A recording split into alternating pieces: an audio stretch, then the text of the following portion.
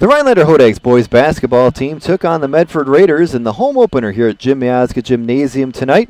The game started slowly for both teams, as after 1 quarter of play, the Hodags had but an 8-6 lead. Second quarter, fortunes turned around a little bit for the Hodags. After 2, it was 20-12 Rhinelander. That included an 8-2 run for the Hodags as the second period drew to a close. The third quarter saw Merrill make a few halftime adjustments and the Hodag offense go into a little bit of a funk. In the third quarter, Medford outscored the Hodags by a score of 12-6.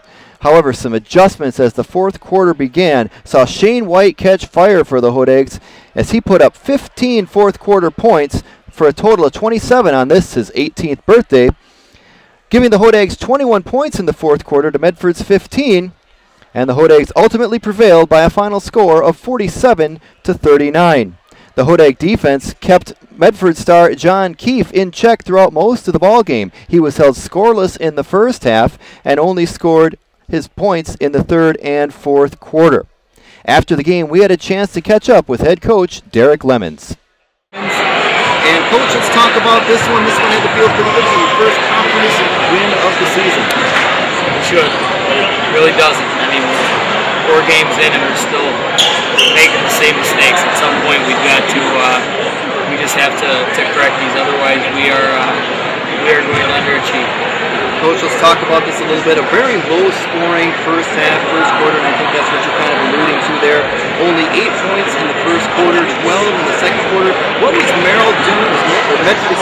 What were they doing to disrupt your game, or were your players taking themselves out of the game? I don't think they were really doing anything. I think we were just, taking the very first hint of a shot that was open. We weren't patient. We weren't getting inside touches. We've got a dominant post player who was not getting the ball. We weren't moving. It just was not a good offense tonight. I think just them being excited to be with their home crowd, they really wanted to come out and give everyone a good show, and I think they were just trying a little too hard instead of just playing the game. They did adjust a little bit in the second quarter. You went on an 8-2 run while the second quarter ended, but then the third quarter saw Medford pull ahead once again, outscoring the Hodags by 12-6 in that third quarter. Yeah, we came out really stale in the third. We missed shots, but we started turning the ball over a lot more in the third too, and it just came down with us not being patient, not moving. So did it have anything to do with any adjustments that Medford might have made at the half? How did you react to whatever they changed? I don't think so. I don't think they were doing anything that different. I just think we were not being solid with the basketball. We just didn't find a rhythm tonight. One thing the Hodags did do well defensively, you held John Keefe scoreless in the first half, and he only had 5 points in that third quarter, got 3 more points in the fourth. Was that one of your goals from the outside, was to isolate and try to eliminate Medford's leading scorer on the season? Yeah, we wanted to bother him. We wanted to make him really have to work and not allow him to make plays. Let's talk about the fourth quarter. That's when the tide really changed for the Hodags. You put up 21 points in the fourth quarter, 15 by Shane White alone. What happened? What finally clicked for the Hodag offense in that fourth quarter for the birthday boy Shane White and the rest of the Hodags? He got the ball. It's pretty simple. We put Mitch in the high post, and he did a great job of making the passes, and we got the ball up and in his hands, which we had been doing the entire game, and it was nice to see him finally get the touches that he should have been getting. Let's talk a little bit. You just mentioned Mitch Reinthal saw his first extensive action of the season. How did he react? How does he feel?